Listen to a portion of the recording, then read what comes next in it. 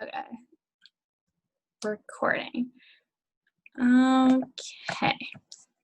Hello, everyone. Thank you for joining us for another spotlight session with WebCon. I'm Crystal Hart here, and I'll be interviewing Red, who is the head and the con chair of Quar Con. So, Red, do you want to introduce yourself? Hi, my name is Red. I'm a freelance artist of 2+ years. I created Quar Con back in March, I believe, the original one. Nice, nice. So you originally created Quar Con in March, but what is Quar Con Halloween, and when is it? Quar Con Halloween is October 17th and 18th, Mm-hmm. and it is basically just Quar Con 2.0. The original Quar Con was like a game themed convention, but right now we're just a Halloween themed convention. Basically anything Halloween themed is a go. And what are exactly some panels and contests and things that you have planned for the Quar Con Halloween version? So we've got a couple of great panels coming up from FX makeup for like doing monster makeup, that kind of stuff, or if you want to be a scare actor, which is the people who scare you in mazes and Mm-hmm. haunted mazes, all that fun stuff.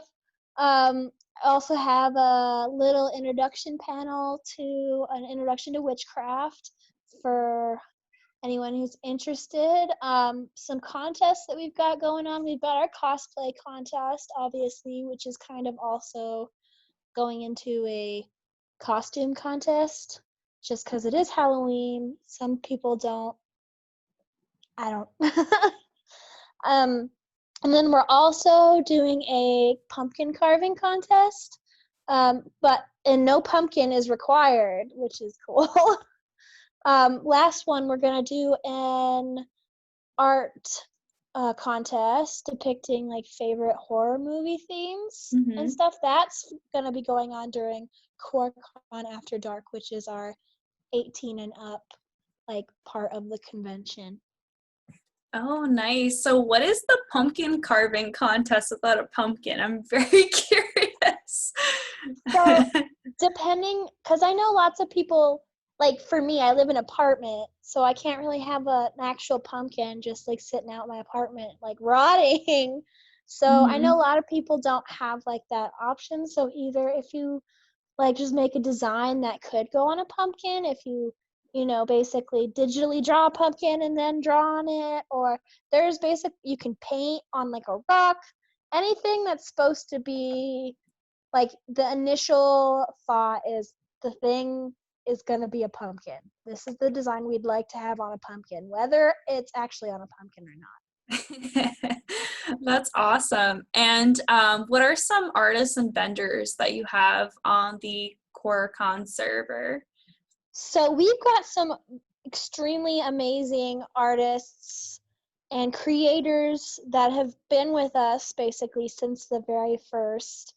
I'm going to give a shout out to Optical Phenomenon, or she also goes by Joy-Con Art. She's fantastic. I love her so much. She um, is actually a competitive um, my brain just died. Excuse me. She does competitive ice skating, but she also does like a bunch of cool cosplay stuff and painting, and just she even does word art drawings. I don't even know how those even work. um we've also got, that's one of our newer additions is um they call their business name is Tantalizing Terrariums.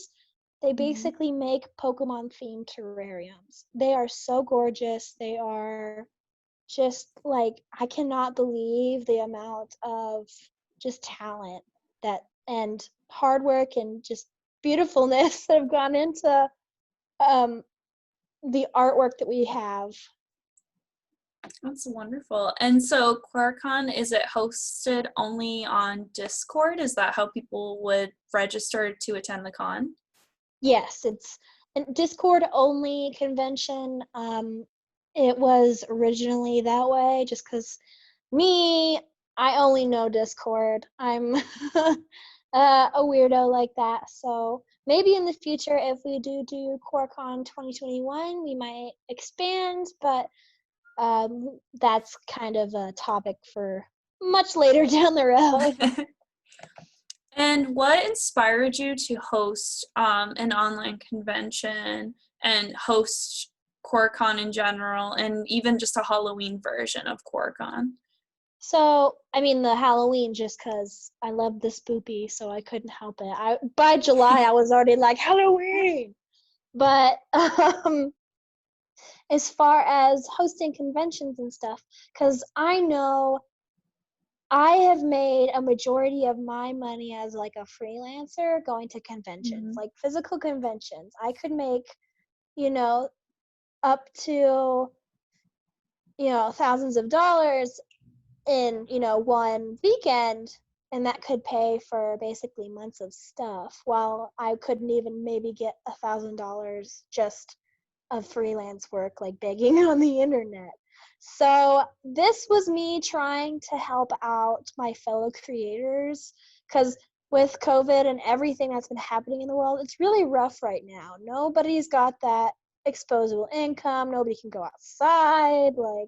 So what the hope Mhm. was is I created, it gives them this platform to, if they can't sell, to promote themselves. And hopefully, if they do sell, what the major goal is to pay for all of the shipping costs for all our creators and vendors and stuff. So that way, the buyers and the creators don't have to foot those bills, because that's kind of one of the bad parts about not being in a physical con where you could just grab it at a stall.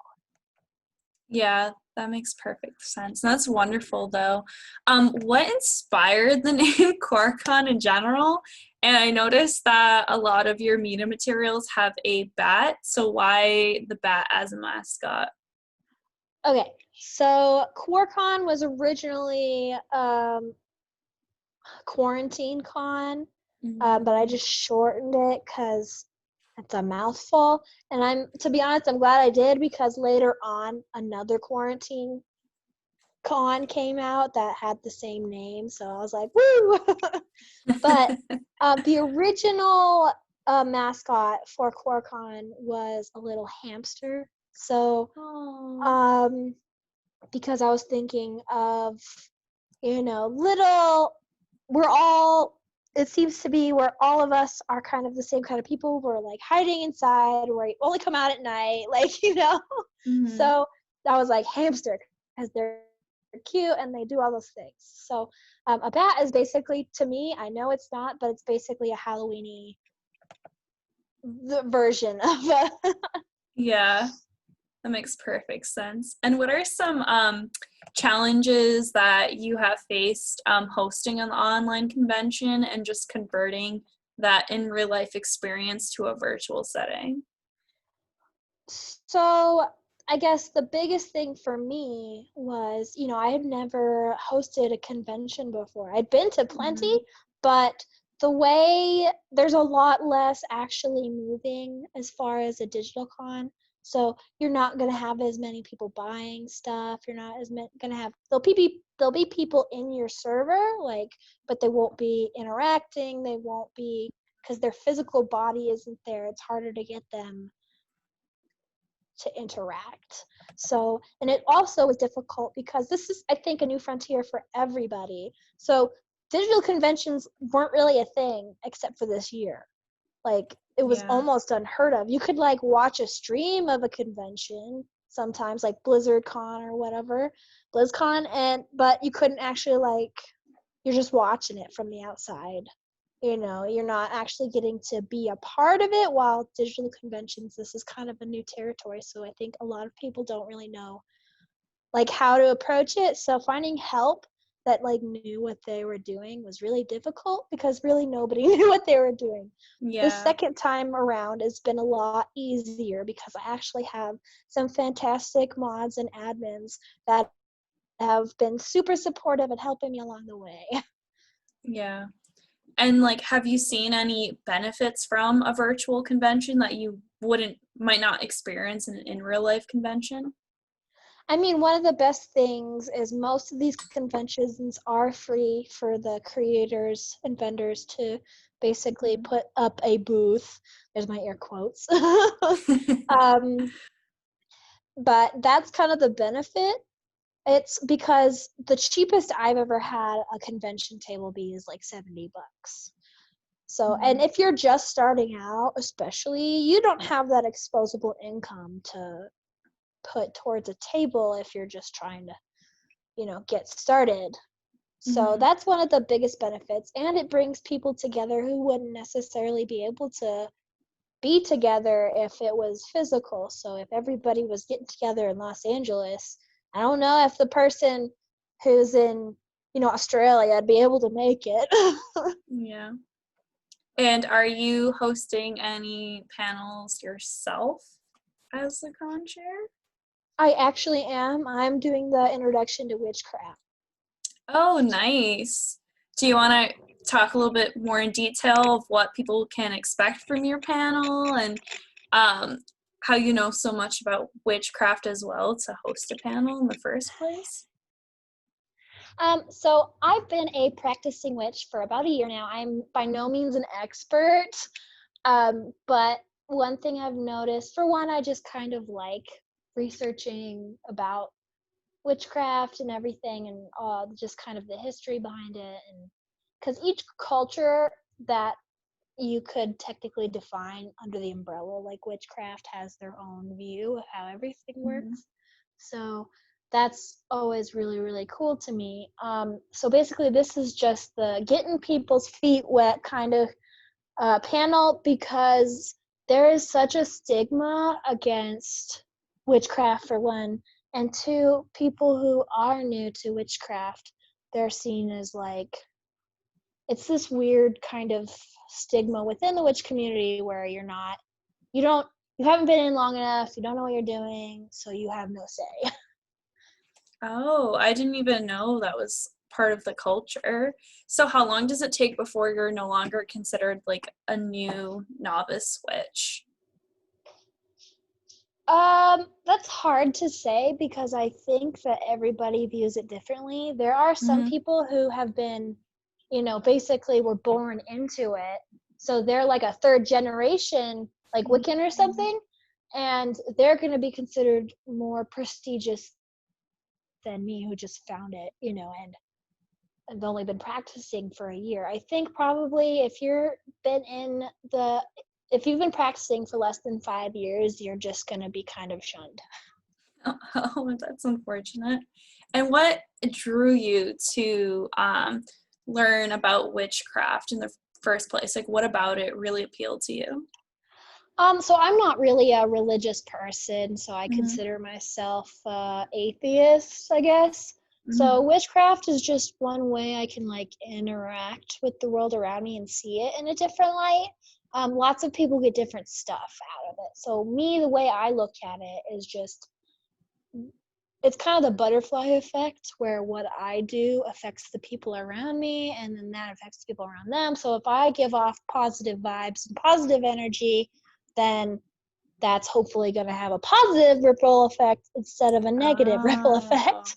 yeah, makes perfect sense. Mm-hmm. And do you But have, oh, sorry, continue. oh no, I was going to say, but that's just, the very baseline. Because I don't consider witchcraft necessarily a religion. It's just a practice, but you Mm-hmm. can incorporate it into your religious practices. Awesome. So I'm gonna switch the gears a little bit and ask questions about you, Red, personally, so people can know more about the con chair of this awesome online convention. So what is just a fun, interesting fact about yourself that you'd like to share?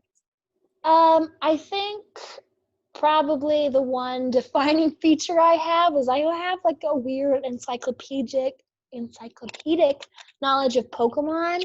So you could basically ask me anything and I could tell you at the drop of a hat.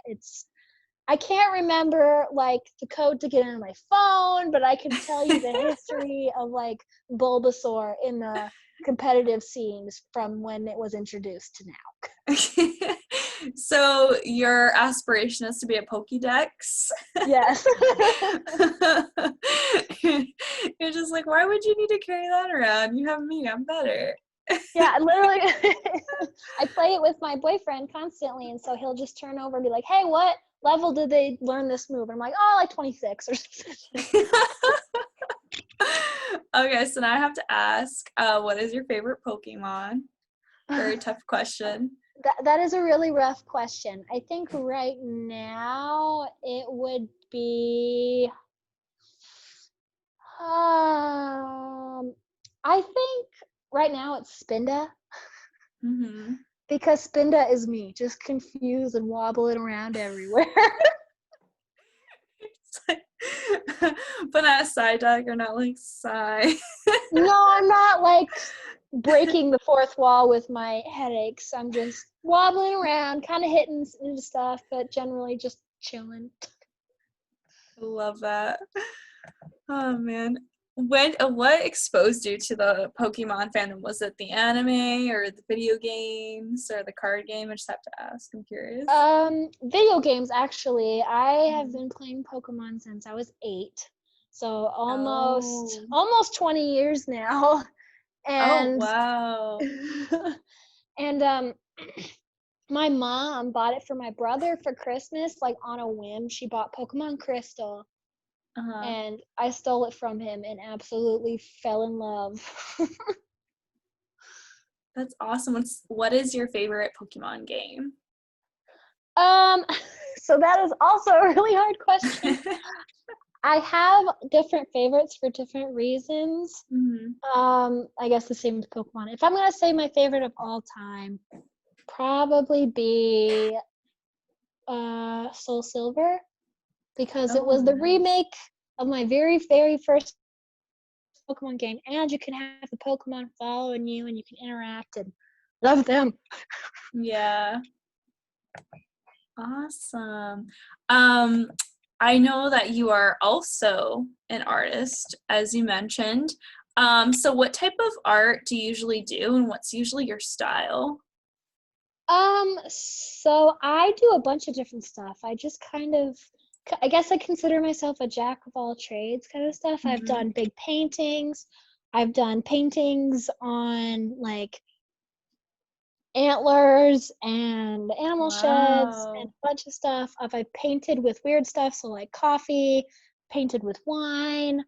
Right now, I'm mostly focusing on digital stuff just because it's easier to transition digital stuff to trying to sell it, more than once. So Yeah. instead of, painting it and then trying to scan it in and edit it out of the computer, it's easier just to have it already on the computer. Mm-hmm. Um, I would consider my style to be kind of cutesy, I guess. I really like thick, bold lines and lots of sparkles and big eyes and stuff. I don't know. My style has really changed, especially in the last 2 years since I started freelancing, just due to, what people ask and what I Mm-hmm. focused on. So before I could not draw people like at all. It was it Yeah. was so bad. But then now, like, that's all I can draw. Like, if I try and draw something I used to consider myself good at, I'm like, what happened? Did you start drawing people just because of all like the fandom requests people have and like doing like different like series merch at conventions? Um, I'm trying to remember. I mean, I think that's one of the most, if you're going to be selling online, that's probably one of the most things that people are going to request. They're going to request, their favorite characters from their favorite anime, or they're going to do an OC of their own or something. And most of those OCs aren't like just a dog. Just a regular Yeah. dog. Yeah, that makes perfect sense. Do you have any current projects that you're working on? Not currently. Right now, I'm actually kind of in the works with potentially putting out a comic with my boyfriend. Oh. Yeah, I've tried to make a comic in the past, but that was like when I was like 18 and I had no idea what I was doing, and it was all awful. But that may or may not come to fruition. But right now, it's on the table. Do you have like a title of the comic or some type of synopsis or any Um, ideas of your characters? yeah. So the title is Debt Certificate instead of Death Oh. Certificate. So basically, the short of it is big corporations have become so powerful that they've taken over even the afterlife. So if you incur debt, you have to work it off after you die. Oh my god, so you like still work in McDonald's even in the afterlife? Yep, so you're dead and you're just screwed. So it's kind of like that, and it's the fight against it and the kind of thought of people, you know, not thinking about the future, but just Yeah, trying to get stuff now for pleasure instead of, trying to plan stuff out kind of thing. that And makes I'm guilty. sense. Yeah. I'm not sure if you're familiar with this anime, uh, Devil's a Part-Timer. That's Oh all my I'm gosh. picturing in my head. It's like, oh, instead of the devil coming down to Earth and then end up working in McDonald's, you're just like in the afterlife with the devil working at McDonald's. Yep, exactly. No, I have actually seen that anime. That Oh anime my is gosh, wonderful. it honestly is. So my other questions, like, when did you start making art and what got you into it? And is there any notable people or works that inspired you? So I've been drawing probably as long as I can remember. I think when I really started to like go ham on it is when I was in 6th grade. I think it was 12. My biggest inspiration was my dad. Oh, give me 1 second. My daughter is here. So it might get a little loud. But my biggest inspiration was my dad. He is still to this day just a fantastic artist. And I just would look, I used to have all his old sketchbooks and stuff. And, oh, 1 second. Okay, sorry. Okay, so I had his old sketchbooks and everything because I would use all the pages he didn't use, so I'd be able to look through his old sketches and everything he used to do, and I was just always crazy amazed. He still is really good at all the things that I'm not. What does he specialize in with his art techniques and um, style? Definitely photorealism, black and gray kind of stuff. So he's like the typical country dude. He draws and paints like country guys sitting on fences and an elk off in the distance, like that kind of stuff. And I've just never been that good at it. And anatomy's hard. Mhm. Oh yeah, realism is very difficult. Have you ever had any interesting commission requests that you want to share? Any that are like just very memorable because they're weird or just unusual? I'm trying to remember. Um, I think the most memorable one I have is Mm-hmm. where I had someone who wanted me to draw Tinkerbell, but with different like colors. It was like a Christmas theme, like Tinkerbell. And I had finished and I sent it to them. They're like, "Why is the hair like this?" And I'm like, "Cause that's Tinkerbell's hair." And he's like, no, turn it blonde and make it long. And I'm like, okay. And so it was just like, oh wait, never mind. I have a better story. Okay, yes. Love to hear Okay. it. So it's one reason why now I require like a contract and like all this other stuff from people who commission me because of this one individual. I mean, they did a bunch of different stuff with me and I appreciate them so much, but they were a pain in the ass to work with. Literally Oh. every time I would send them updates, they'd be like, oh, I want this changed. Oh, I want this changed. Oh, I want this changed. No, I want it changed back. So I literally worked on maybe one piece for like 2 weeks. And every day I'd send it to her and she'd be like, no, I want the bust to be red. And I'd be like, okay, so I change it red. She's like, oh, okay. Now I want the hat to be black. And I'm like, why didn't you tell me that while you were Yeah. tell me all the edits at once, not like one at a time. And now I'm like, if you want edits after a certain point, it's gonna cost you. Yeah, no, that's completely fair because then you're spending so much time on one piece when you could be working on others. Yeah, it's just I feel kind of bad because like there's all these super nice people who are like, yeah, I want to commission you, and I'm like, well, I'm sorry, you need to sign this first. Yeah, no, that's fair though. You have to do what you have to do because then if every one of your clients do that, like that's crazy. Yeah, I almost jumped out a window. Oh no, I would be too because it's like, yeah, no, because I feel that at work sometimes, like you do something and then your boss is like, yeah, change this, and then you keep doing it, it goes back and forth. It's just like, so much time. So I Please feel no. you. Do you have any interests outside of your art? Like any like shows you like to do, any hobbies, anything like Um, that? art is kind of all consuming, but I guess if you could consider it nerdy, I probably am into it. I love like D&D and video games and just technology in general and just comics like Yeah. you like I said, if it's even slightly nerdy, you could probably talk to me about it and I'd be super excited. And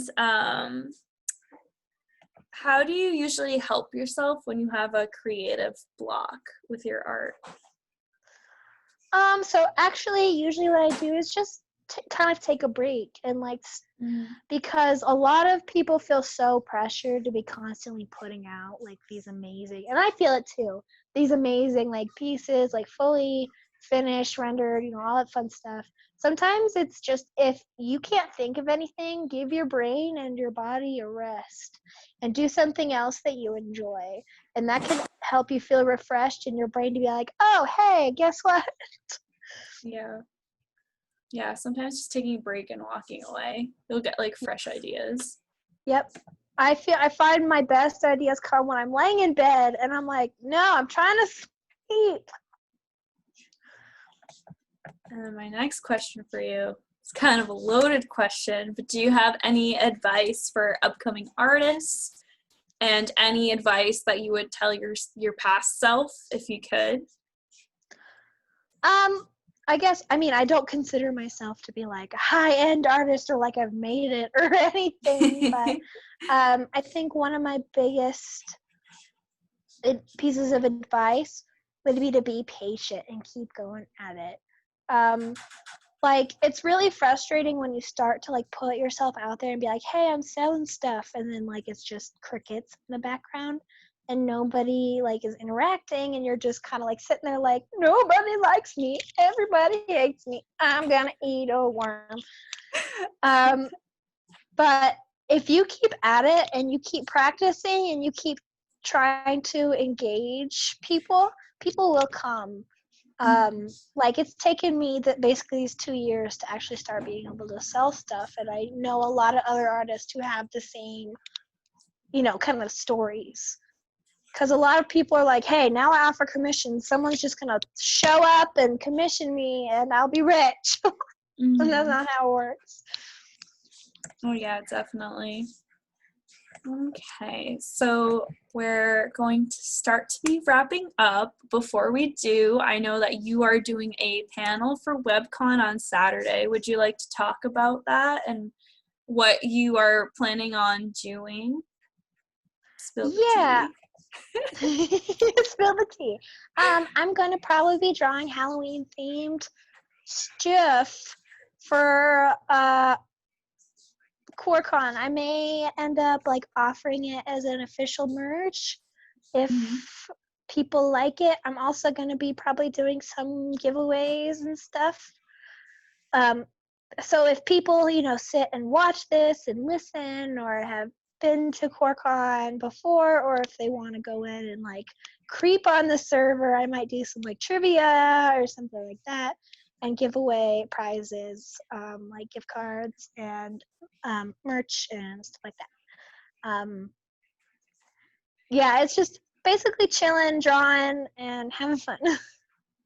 Yes, so everyone who is watching, make sure to join the Spoopy Quar Con Halloween art stream. They'll be on Saturday from 11 p.m. to 1 a.m. Eastern Standard Time. If you want to win some goodies, see some wonderful art, meet people from the Quar Con server who will be watching the panel as well, and then join the Quar Con server, and you'll have friends before you even join the server. Yeah, I'll be your friend. I'll be your friend right now. Awesome. And you mentioned merch. Do you have merch for Quar Con actually? And what merch do you have?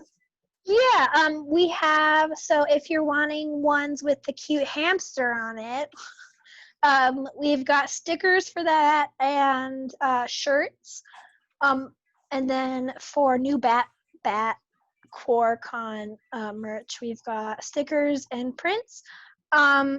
Every cent that goes to selling those goes towards shipping costs for all of our artists and vendors. So none of that is coming to me. Like, I'm not like dancing in the living room and money rain. I'm like, that is literally going directly back to our artists. So every sale of merch is giving somebody, help in this crappy time in the world. Yeah. So if con goers buy merch from the artists and vendors, do they not pay shipping for the items?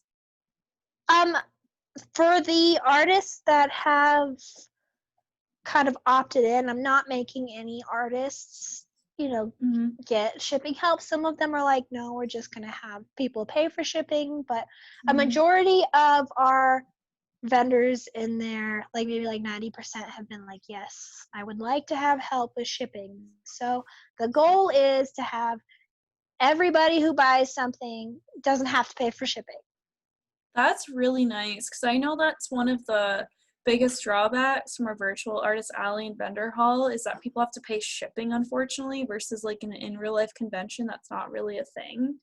You just buy the item and then take it in your backpack and enjoy it. So it's this whole convention, this one and the last one, was all just trying to help creators in this crappy time in the world. So hopefully it's a little less crappy.